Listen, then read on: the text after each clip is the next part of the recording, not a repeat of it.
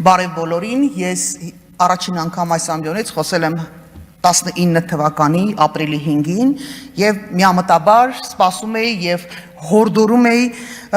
ներկայիս իշխանություններին հրատապ կարգով փոխել արդարադատության համակարգը, հարցում է ինչի համակարգը չի փոխվում, ինչու արդարադատության համակարգում չեն արվում այնպիսի բարեփոխումներ, որոնք անկախությունը կապահովեին։ Դե պարզվեց թե ինչի համար էին անում, որովհետեւ այդ նույն համակարգը, այդ նույն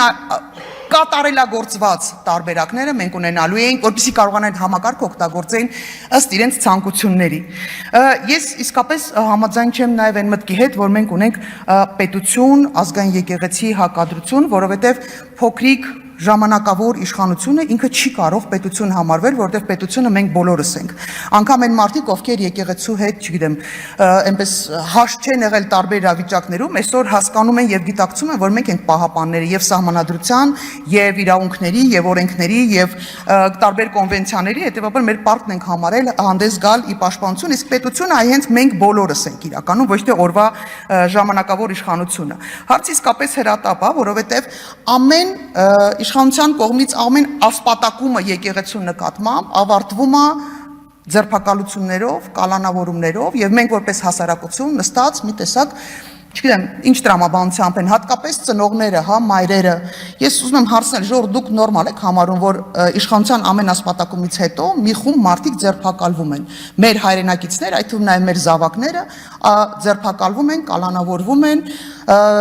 գուցե եւ կարճ ժամանակ հետո նաև դատապարտումը տեսնենք, եթե այս իշխանությունը հնարավոր չլինի հեռացնել։ Նվիրական տոները դարձել են ասպատակության համար նպատակաուղղված ինչ-որ տենց ցիլիվո էլի գնում են հենց այդ օրերին, հենց այդ լավագույն ամենանվիրական տոնը ծաղկազարդը գնաս մտնես, անսպասելի մտնես, ստեղծես իրավիճակ, որտեղ դու երիտասարդ ուղակի նյարդերը տեղի չի տա, եւ ես գործընկերներ այստեղ կան, որ Դավիթի ու Միքայելի գործով են զբաղվում փաստաբանները, բայց սա այս միայն փոքր դրվագը չի, հայ, այդ օրվա դրվագը չի, պետք է շատ հստակ գնահատել, տարուց ավել, մեզ բոլորիս բառացիորեն տերորի մեջ են պահում այս իշխանությունները։ Ես համաձայն եմ այն մտքի հետ, որ Հայաստանում կա հիբրիդային պատերազմ, ես պնդում եմ, որ Հայաստանում կա հիբրիդային պատերազմ, եւ այդ հիբրիդային պատերազմը դա իշխանություններն են առաջամարտիկը այդ հիբրիդային պատերազմը եւ այդ հիբրիդային պատերազմը վարված է այս ժողովրդի դեմ։ Ինձ մի քանի անգամ նկատողություն են արել, երբ ասում եմ սեփական ժողովրդի դեմ, ես համաձայն եմ, որ դա իրեն ժողովուրդը չի, որտեղ սեփական ժողովրդի դեմ այսպիսի պատերազմ հայտարարել հնարավոր չի։ Սա բարոյականությունից, իրավունքից, նորմերից, ամեն ինչից դուրս է ուղղակի։ Մենք հասել ենք մի իրավիճակի աննկարագրելի, ինչ ասեմ, այն աննախադեպ, որ ասում են, իսկապես աննախադեպ իրավիճակ է, երբ որ ազգային անվտանգության ծառայության տնօրենը կաթողիկոսի մասին, ամենայն հայոց կաթողիկոսի մասին, մարդ, որը եկեղեցու առաջնորդն է, բոլոր ամբողջ հայության, մենակ հայաստանյան քաղաքացիների չէ, դիմում է ավազանի անունով, ԱԱԾ-ի տնօրենը, չլսված բան, աննկարագրելի բան։ Ազգային անվտանգության ծառայության տնօրենը մոռացել է, որ ինքը ազգային անվտանգության ծառայության տնօրենն է, ոչ թե Նիկոլ Փաշինյանի անվտանգություն ապահով քաղաքական, չգիտեմ, ֆանտազիաները բավարարող պաշտոնյա։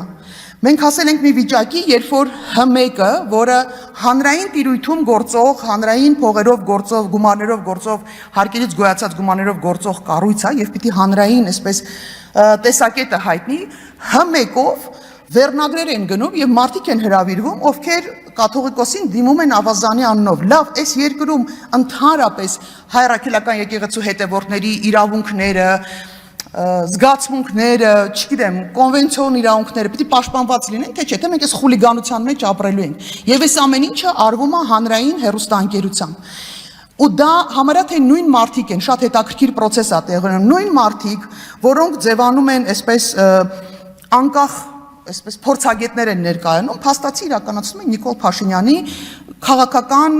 կամ չգիտեմ որտեղից ուղղորդված, այսպես նախասիրությունները, եւ ես ուզում եմ ասել, որ մենք սա այդպես անպատասխան չենք թողելու, ես կարծում եմ, որ իսկապես միանում ենք հայտարարությանը, որտեղ դա շատ կարևոր հայտարարություն է, պետք է դիմել բոլոր միջազգային կառույցներին, հստակ հասկանալով, որ իրենց արձագանքը լինելու է գոնե այս անորոշ ժամանակում լռություն կլինի, բայց միևնույնն է, մենք կդիմենք, բայց պիտի նաև գիտակցենք մեզ համար հետևյալը. մենք ենք մեր եկեղեցու պահապանը, մենք ենք մեր օրենքների պահապանը, մենք ենք մեր ժողովրդի պահապանը, մենք ենք մեր զավակների անվտանգության պահապանը, ուրիշ պահապան դրսից երբեք չի լինելու։ Եթե մենք չենք լինում հետևողական, մենք չենք ունենալու արդյունք եւ հետևանք։ Եվ մի հայտարարություն էլ մենք վաղը պատրաստվում ենք ՀՄԿ-ի այս գործողությունների հետ կապված, եկեղեցուն, հատկապես եկեղեցու հետ կապված վարքի կապակցությամբ դիմել գլխավոր դատախազություն, վաղը ժամը 12-ին դատախազության մոտ մենք հերթական բողոքն ենք այսպես տալու դատախազությանը, պարզավոր արձագանք չի լինի, բայց այս ամեն ինչը ժամանակավոր է, ամեն ինչ ժամանակավոր է, ժամանակները փոխվելու են եւ նաեւ իրենց լռությունը, իրենց անհաղորդությունը տարբեր պաշտոնյաների ուղղակի անպատասխան չի մնալու, օրենքի տառի համապատասխան ստանալու է իր գնահատականը։ Շնորհակալություն։